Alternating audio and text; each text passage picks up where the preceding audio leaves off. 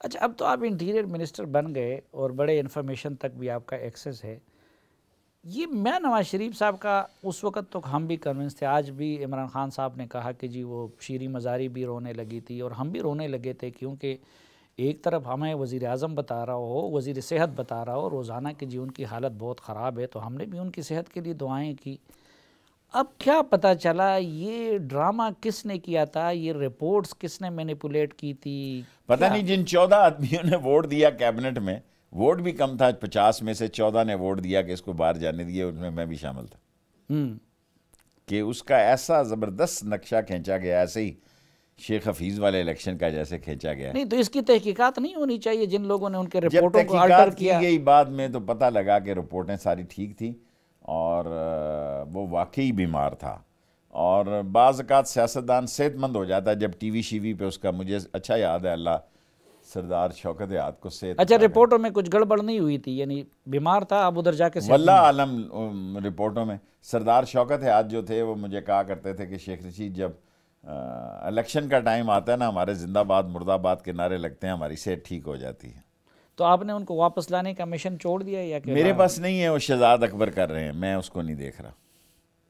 Minister تو آپ minister میں ہوں، ایف آئی اے کو میں دیکھ رہا ہوں، لیکن یہ جو احتساب یہ میرے سے پہلے ہی ان کے پاس تھا، میں نے اس کو چھیڑا نہیں.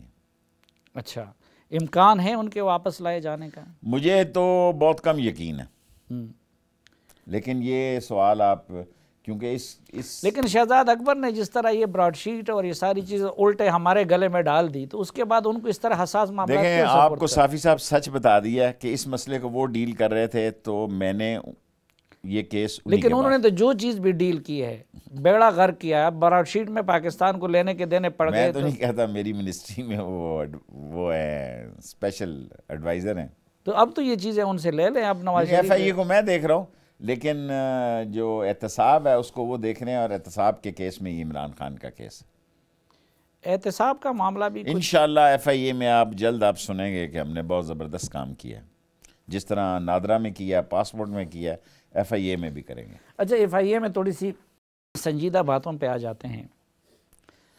ایک تو یہ ہے کہ ٹی ٹی پی اور یہ لوگ ری ایمرج ہو رہے ہیں، ری آرگنائز ہو رہے ہیں. کوئی دن ایسا نہیں گزرتا کہ وزیرستان میں باجوڑ میں کوئی کارروائی نہیں ہوتی ہو. ادھر بھی لوگوں کو کالے میں تو آنے آپ شروع ہو سے گئے. اس سلسلے میں ملنا چاہتا تھا، ایسے الیکشن میں پھنس گئے، آج فارغ ہو گئے، اور 1-2 دن میں آپ سے میں اس پہ تفصیلی بات کرنا چاہتا ہوں. لیکن آپ بھی یہ سمجھتے ہیں کہ وہ تھریٹ ری ایمرج کر رہا ہے؟ Of course.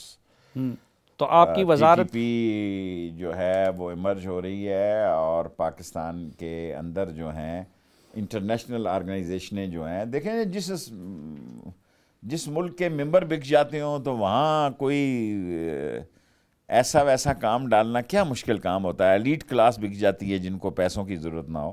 میں سوچ رہا تھا کہ آپ سے آ کے اس میری تو یہ بھی انفارمیشن کہ بلوچستان میں بھی بڑے لاوے پک رہے ہیں. ابھی میں بلوچستان گیا تھا، میں آپ کا ٹی ٹی پی سے اتفاق کرتا ہوں. بلوچستان میں ہمارے حالات جو ہیں، ہماری آرگنائزیشنیں جو ہیں، ہماری ایف سی ہے، ہمارے رینجرز جو ہیں، وہ بہتر طور پہ سارے مسئلوں کو دیکھ رہی ہیں. لیکن ٹی ٹی پی جو آپ نے کہا وہ بالکل ٹھیک کہا، اور اس کا زیادہ خطرہ جو ہے کہ راولپنڈی اسلام آباد میں بھی ہے. ہاں، راولپنڈی اسلام آباد، لاہور تک میں لوگوں کو وہ دوبارہ گئے ہیں. تو کراچی میں بھی ہے. ہاں، ایک اس کا جو حل تھا وہ نیشنل ایکشن پلان تھا، اور حقیقت یہ ہے شیخ صاحب کے نیشنل ایکشن پلان کے 2-3 شقوں کے علاوہ جو فوجی آپریشن اور ان سے ریلیٹڈ تھی، اس پہ پچھلے سالوں میں کوئی عمل نہیں ہوا. ابھی تو 2 مہینے مجھے ہوئے ہیں. میں انشاءاللہ تعالیٰ، مجھے آپ نے پہلے بھی ایک دن ذکر کیا تھا، اس کو دیکھتے ہیں 1-2 دن بعد، تو آپ اس کو توجہ دیں گے انشاءاللہ تعالیٰ. اس میں ایک چیز یہ بھی تھی کہ نیکٹا کو فعال کرنا اور با اختیار بنانا. صافی صاحب، نیکٹا کا 42 اتنا ہی بجٹ ہے جن کی تنخواہیں اور بجلی کا بل ہے ان کو. نیکٹا جو ہے اس کو بوسٹ اپ کرنے کی بڑی سخت ضرورت ہے، لیکن ادارے بوسٹ اپ پیسوں سے ہوتے ہیں.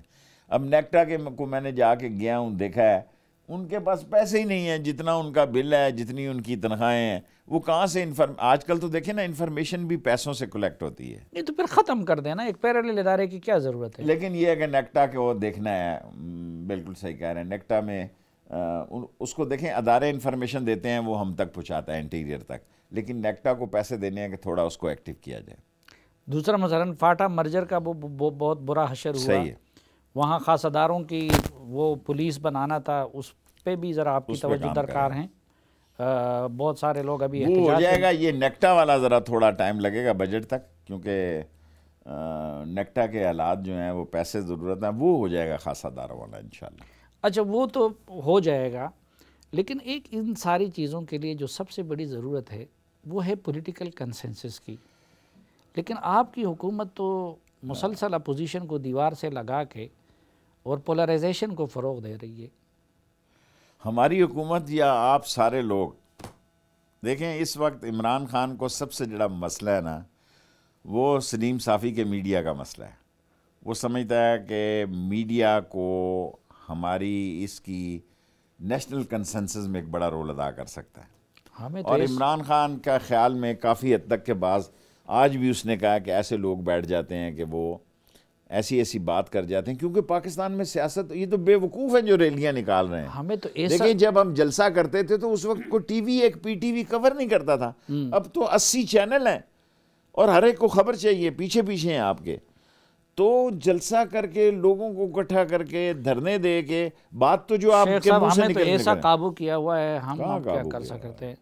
اچھا دیکھیں ٹی وی پہ سب سے زیادہ ٹائم 2 بندوں کو ملتا تھا کہ ہر چینل ان کے پیچھے، ریٹنگ آپ دونوں کی زیادہ تھی، عمران خان صاحب اور آپ، تو آپ دونوں نے تو لا کے دھرنے کر دیے، تو اب ان کو ہم کیسے کہہ سکے جن کو کوئی انٹرویو کہ آپ لوگ تو سڑک پہ نہیں، مجھے آپ نے کہا، میں حاضر خدمت ہوا، ایک میں اوور ڈوئنگ میں نہیں کرتا، میں کہتا ہوں کہ بس نہیں میں یہ کہتا ہوں نا، مثلا میرا بھی یہ تھا کہ بھئی اس دور میں جلسے جلوسوں کی ضرورت ہی نہیں ہے، اسی لیے میں دھرنے کا بھی مخالف تھا کہ آپ لوگوں کو کیوں تکلیف، لیکن میں یہ کہتا ہوں کہ جو 2 سب سے زیادہ ہائی ریٹڈ لوگ تھے، آپ لوگوں نے دھرنے کی روایت ڈال دی، تو اب ہم شاید دیکھیں، خاقان میں وغیرہ تو سے کیسے دھرنے کہیں کے خان صاحب سے، اب میں آپ سے کیا عرض کروں، دھرنا بہت مشکل کام ہے، 126 دن۔